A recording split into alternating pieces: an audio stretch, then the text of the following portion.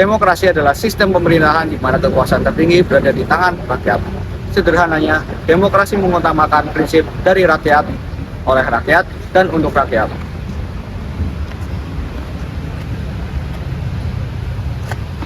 Dalam sistem ini, setiap warga negara memiliki hak yang sama untuk berpartisipasi dalam pengambilan keputusan yang biasanya disalurkan melalui pemilu atau pemilihan umum untuk memilih pemimpin atau wakil rakyat. Selain pemilu, pilar penting demokrasi adalah adanya kebebasan berpendapat, penghormatan terhadap hak asasi manusia, dan kesetaraan di depan hukum.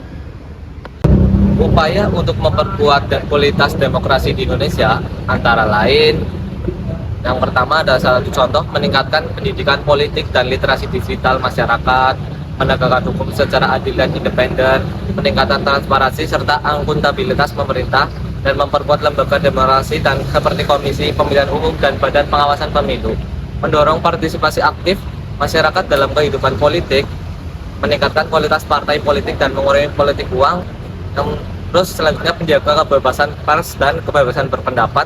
Yang terakhir ada memperkuat upaya pemberantasan korupsi. Dengan langkah-langkah ini, demokrasi dapat lebih menjadi kuat, adil, dan berkualitas. Terima kasih. Sebagai negara demokrasi, Indonesia tentunya menemukan banyak sekali tantangan terhadap demokrasi di Indonesia. Salah satunya adalah politik uang. Politik uang merupakan salah satu tantangan terbesar bagi demokrasi di Indonesia. Politik uang adalah taktik memberikan uang, barang, atau imbalan tertentu kepada pemilih untuk memengaruhi pilihan mereka dalam pemilu atau pemilihan umum. Adapun dampak dari politik uang terhadap demokrasi yaitu pertama, mengurangi kebebasan pemilih dalam menentukan pilihan. Yang kedua, mendorong terpilihnya pemimpin berdasarkan kemampuan finansial, bukan kualitas dan kompetensi. Yang ketiga, meningkatkan resiko korupsi karena pejabat yang terpilih berusaha mengembalikan biaya yang telah dikeluarkan pada selama kampanye. Yang keempat, menurunkan kepercayaan masyarakat terhadap proses demokrasi. Yang kelima, menciptakan ketidakadilan bagi calon yang berkompetensi secara jujur. Akibatnya, kualitas demokrasi dapat menurun karena proses pemilihan tidak lagi sepenuhnya didasarkan pada visi, program, dan kemampuan calon, melainkan pada imbalan yang diberikan kepada pemilih. Lagi rame nih pemilihan kepala desa di desa kita, kalian mau pilih siapa kira-kira? Emang di desa kita itu calonnya siapa? Kata bapakku kemarin ya, itu yang nyala tuh Pak Joko itu, tetanggaku, sama Pak Bambang itu yang RT6. Ya, tahu. Pak Bambang yang suka kayak gituan itu? Makanya, ya kan? Agak aneh kan? Aneh. Kalian kira-kira mau pilih siapa itu? Ya pasti Pak Joko lah, kan visi misinya bagus. Kalau aku sih jujur pilih Pak Joko juga, soalnya dari penampilan juga lebih menarik selain visi misinya. Kalau dari saya mungkin Pak Joko juga sih, mungkin dari segi pendidikan, visi misi, cara ngomongnya, dan cara sebelumnya juga dia udah pernah menjabat di kecamatan itu, mungkin lebih cocok di desa kita ini. Bener sih, emang lihat dari semua sisi itu Pak Joko emang unggul sih. Pemilihan kepala desa di desa kita itu kapan sih? Setahu kok ya, pemilihan itu minggu depan. Cuman untuk kampanye tuh dimulai minggu ini nih, udah mulai rame nih pada kampanye. Biasanya kampanye gitu, Iya sih benar, tapi biasanya iya sih benar ya.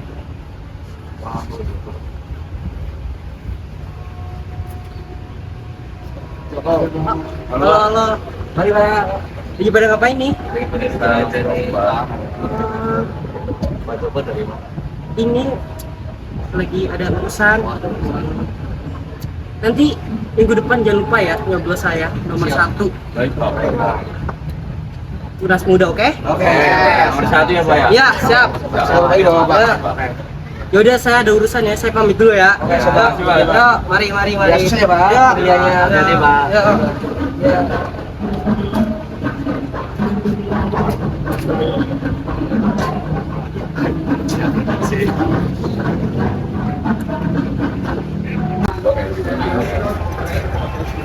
Pak Joko.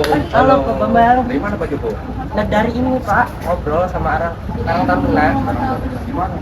Ini, deket ini rumah saya. Oh, Pak. Masih nggak ya? Masih kayak Pak, masih rame kok. Ya udah baik. Oke Pak, hati-hati ya Pak. Mari mari. Yuk.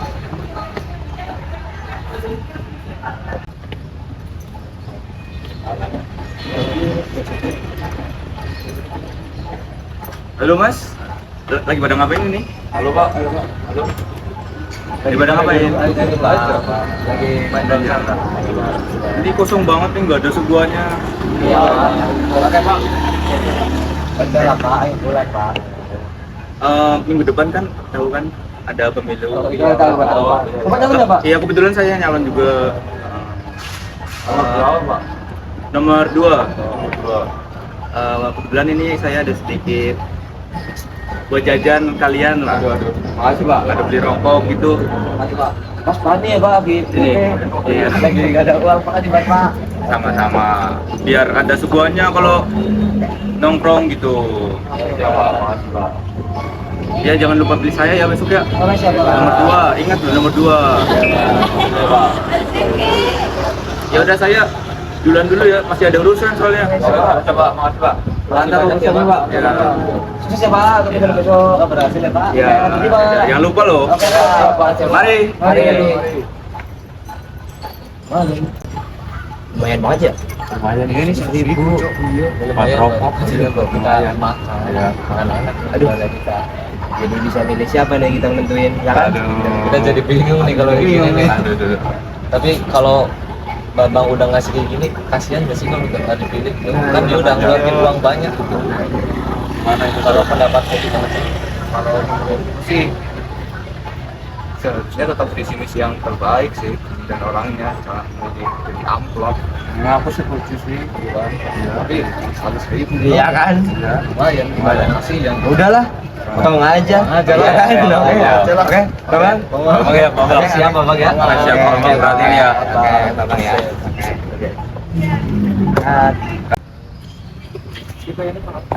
Baik teman-teman, jadi tadi merupakan salah satu contoh demokrasi yang masih masif terjadi di Indonesia. Jangan coba-coba untuk suap kami dan janji manis. Sebagai generasi yang lebih kritis, kita harus lebih selektif dalam memilih pemimpin yang bijak untuk memimpin negeri kita. Sekian.